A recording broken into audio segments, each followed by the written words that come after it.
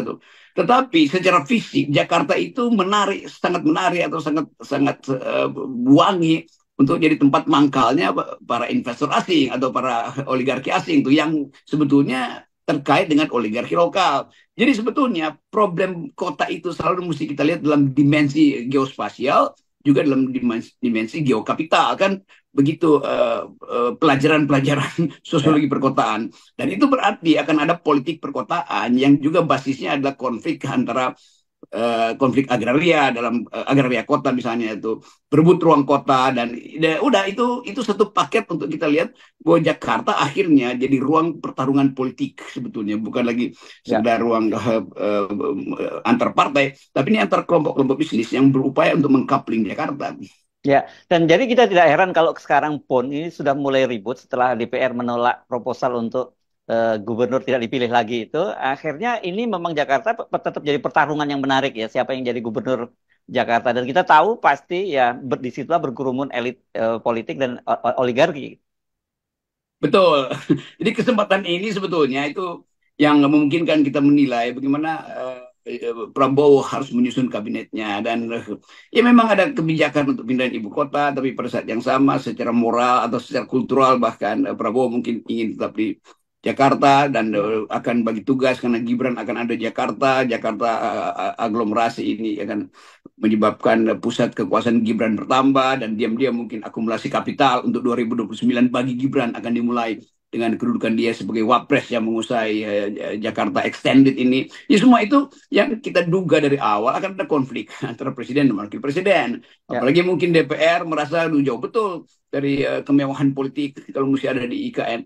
Jadi kita mesti lihat ini satu peluang dinamika politik baru tuh. Sementara PDIP bersiap-siap seharusnya juga untuk membicarakan soal ini atau mulai meneliti apa sebetulnya desain di belakang pemindahan ibu kota. Jadi terbuka kesempatan baru untuk mulai hak angket misalnya untuk memeriksa semua kebijakan presiden yang pasti merugikan rakyat. Kan itu dasarnya. Jadi PDIP sebetulnya ada di dalam arus perubahan baru karena PDIP yang punya kepentingan dengan Wong Cili, PDIP yang punya kepentingan dengan kedudukan Jakarta sebagai ibu kota proklamasi. Ya, saya nggak yakin Pak Prabowo minat tinggal di IKN. Begitu juga elit-elit politik kita dan juga apalagi apa anggota parlemen kita juga pindah ke sana. Tapi tadi kan ada menyinggung soal aglomerasi ya. Kan itu tadinya memang dirancang oleh Pak Jokowi untuk dikuasai oleh Gibran gitu. Dan sementara Pak Prabowo diasingkan ke IKN gitu ya. Tapi kan itu sudah ditolak oleh DPR dan kemudian soal aglomerasi siapa yang akan berwenang nanti diserahkan kepada presiden. Nah ini menarik. Saya kira di situ tawar-menawar antara Pak Jokowi dengan Pak Prabowo. Saya nggak yakin kalau Pak Prabowo juga mau menyerahkan sepenuhnya itu. Tapi kalau Pak Prabowo juga akhirnya menyerahkan aglomerasi itu kepada Gibran, ya benar seperti Anda, Pak Prabowo kesirap sama Pak Jokowi. Gitu. Itu kan kita duga dari awal ini soal aglomerasi ini akan jadi persaingan antara presiden dan wakil presiden. Ya, Tentu secara kultural Pak Prabowo lebih ingin ada di Jakarta. ya, Demikian juga Gibran tuh. Tetapi Jokowi ngerti soal-soal semacam itu. Karena itu diam-diam mungkin mau diatasi. Kekuasaan Gibran itu hanya bisa terlihat maksimal kalau tidak berdampingan dengan Prabowo. Kalau ya. sama Prabowo ya pasti dia tenggelam tuh dalam soal konferensi pers atau bahasa tubuh. Tapi kalau Gibran di Jakarta, Prabowo di IKN, IKN, itu terlihat Gibran itu bisa ada di dalam sorotan pers setiap hari kan, karena ya. dia adalah gubernur yang bertambah kekuasaannya secara aglomerasi. Itu juga saya kira yang dipikirkan Prabowo, lalu berhasil untuk atau Ibu Mega juga mungkin berpikir begitu, sehingga DPR akhirnya memutuskan untuk tidak tuh. Tetapi ini proses yang akan panjang tadi, yaitu tergantung pada apakah Prabowo kesirep atau betul-betul tahu bahwa ini ada satu taktik yang juga akan membatalkan atau mengurangi kekuasaan Prabowo. Nah, sebetulnya ini problem yang bisa kita evaluasi mungkin dalam 1 minggu ini, bagaimana Prabowo berkomentar terhadap soal semacam ini. Tentu bukan Prabowo sendiri, kita tahu Prabowo punya juru-juru bicara yang kasih sinyal soal kebijakan luar negeri, sini yang ngomong soal ekonomi, si itu yang ngomong. Itu sama seperti kita dengar keterangan dari Pak Derajat Jiwandono yang Yes. mengatakan bahwa APBN itu akan kita pakai untuk makan siang, bukan untuk bangun Ya, ya. IKN. Dan itu pasti suara Prabowo tuh, dan sampai sekarang belum pernah dibantah. Ya, ya, ya. Saya kira itu menarik. Nah, oke. Itu persoalan elit ya, Bung Rocky. Tapi kita perlu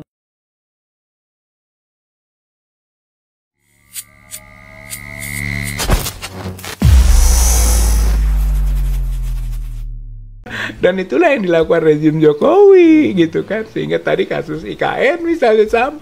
IKN Pak, investasi, investor, siapa yang bisa? Lahan dijual nanti untuk siapa? Yang pasti pengusaha-pengusaha besar itu dari pengusaha yang terafiliasi dengan Cina gitu. Jadi itu Cinaisasi. Kalau jadi ingat tadi program Rempang, program IKN itu bagian dari Cinaisasi secara tidak disadari itu Pak. Mungkin mulanya enggak, tapi mengingat keadaan tidak punya ini, tidak punya itu, dipersilahkan Cina menganeksasi. Ya. Itu kan yang Pak Rizal sampaikan tadi bicara tentang rezim Jokowi, Pak ya. Nah, ini kan mau berganti nih rezim nih Prabowo. Apakah ini akan membaik dalam pandangan Pak Rizal atau sama saja atau malah tambah lebih parah? Akan lebih parah, Pak. Gitu ya. Satu, ya jelas pengaruh Jokowi kan masih ada, apalagi dia menanamkan anaknya jadi wapres.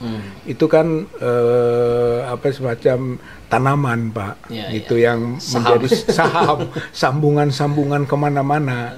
Walaupun Jokowinya sudah nggak ada, misalnya, atau tidak menjabat lagi sebagai presiden. Kemudian yang kedua, kan kemarin Prabowo dibawa ke Cina, meskipun dipanggil seperti yang dipanggil lah minimal ke Beijing, Pak. Dulu kan pernah kita singgung kan, bahwa jangan-jangan itu bayat, gitu kan istilahnya. Sepakat nggak dengan komitmen yang dibuat dengan Jokowi? Lanjutkan nggak? Itu kan lagi pemeriksaan MK. Jadi itu menentukan, itu menentukan kalau misalnya nggak sepakat. Nanti kami akan perubahan untuk kita tinjau ulang, misalnya jawaban Prabowo begitu, misalnya nih Pak, itu MK berubah. Yang tadinya 35 jadi 44 atau terbalik 53, mati Prabowo. Jadi posisi 53 itu bisa jadi disinyalir tuh di ketok palunya itu di Cina berarti. Sekurang-kurangnya di remote. Atau di remote. Di remote dipotong diketuk mah di sini. Bisa wajar lah kalau ada penilaian seperti itu, karena proses berjalan menuju ke keputusan, sementara Prabowo-nya dibawa atau dipanggil atau disuruh menghadap ke Xi Jinping, dan itu menyangkut konsep yang paling mendasar, two countries, twin parks. Itu Pak. Jadi itu ketika itu jalan, ya sudah, semua yang sedang dijalankan ini Cinaisasinya Jokowi diteruskan. Itu makanya nanti kalau lebih bahaya lagi Pak, kalau orang sudah janji, sudah punya komitmen, gitu kan, dia mau belok-belok, ada sanksi, gitu. Xi Jinping itu kaisar. Kita jadi negara kan sudah banyak hancur ya oleh jebakan hutang Cina itu. Debt trap, betul. Debt trap. Itu.